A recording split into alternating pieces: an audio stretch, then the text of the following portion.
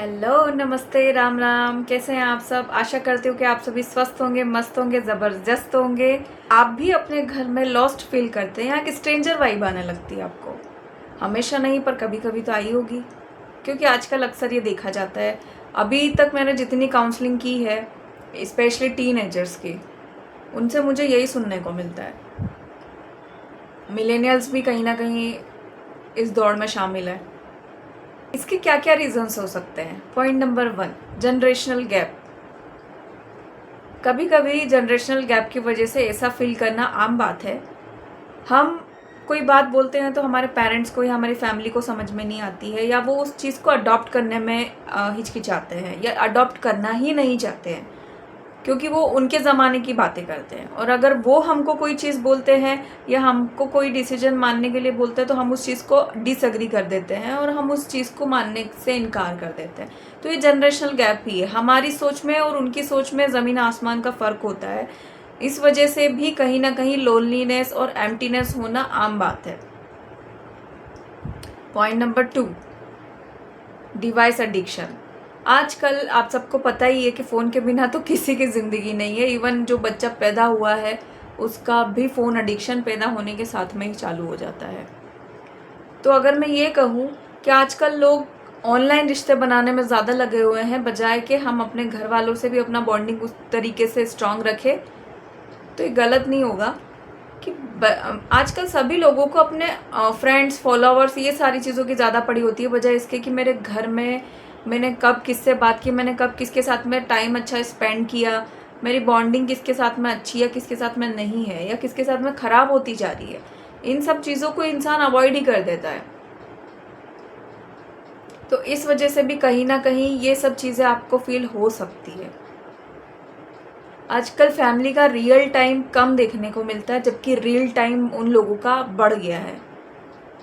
एक ही घर में होने के बाद भी सब एक दूसरे को रील शेयर करना पसंद करेंगे, लेकिन जब साथ में होंगे तो उनके पास में बातें ही नहीं होती है करने के लिए। Point number 3, past unresolved trauma. कोई पुरानी ऐसी कड़वाहट, अनसुलझी कड़वाहट ऐसी हो सकती है जो आपको लोनलीनेस दे सकती है। कोई बात जो आपके पेरेंट्स की आपके दिल में घर कर गई हो, कोई लड़ाई, या हमेशा अपने भाई बहनों के साथ में आपको कंपेयर करना और आपको नीचा दिखाना। ये छोटी मोटी बातें ऐसी हो सकती है जो आपके दिल पे लगी हो और धीरे धीरे आपके मन में एक दीवार सी उनके लिए खड़ी हो गई हो।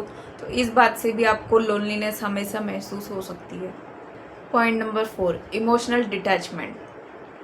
आजकल मैं जहाँ देख रही हूँ, जितने भी मेरी काउंसलिंग हुई है उसमें से मोस्टली मुझे 10 में से 7 लोगों की ये हमेशा कंप्लेन होती है कि इमोशनल अवेलेबिलिटी अब रही नहीं है फैमिली मेम्बर्स में।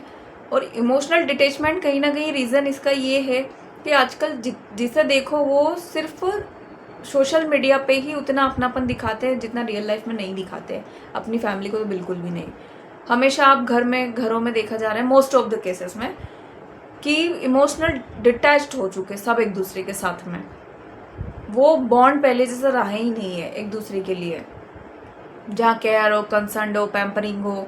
आजकल सब लगे हुए हैं ऑनलाइन रिश्ते बनाने में। इतना इमोशनल डिटैचमेंट हो चुका है कि बस ऊपरी ऊपरी बातें होती है घर वालों के साथ में भी। आओ खाना खा लो, खाना खा लिया, काम पे चले गए, आज बुआ के यहाँ पे फंक्शन है, शाम में जाना है तो सब साथ में चले गए, सोशल मीडिया के लिए फ़ोटोज़ ले ली। लेकिन आपस में कितना इमोशनल अटैच्ड है, ये चीज़ धीरे धीरे गायब होती जा रही है रिश्तों से। तो इस इमोशनल डिटैचमेंट की वजह से भी आपको लोनलीनेस फील हो सकती है। Point number 5, no value of your emotions.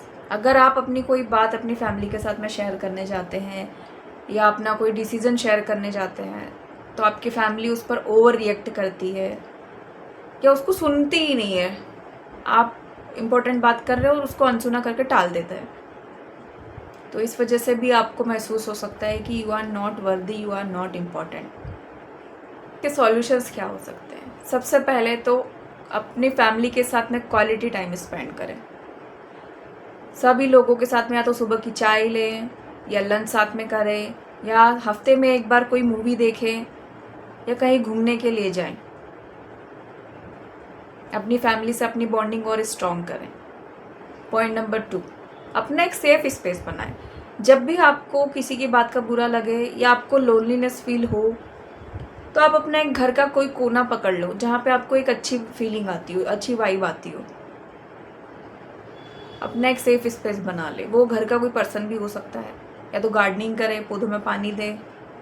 अगर कोई पर्सनल आपका स्पेस नहीं है घर में, तो इससे भी आपको अच्छा लगेगा, राहत महसूस होगी। नंबर 3, अपने घर के लोगों के साथ में अपनी कम्युनिकेशन बढ़ाएं।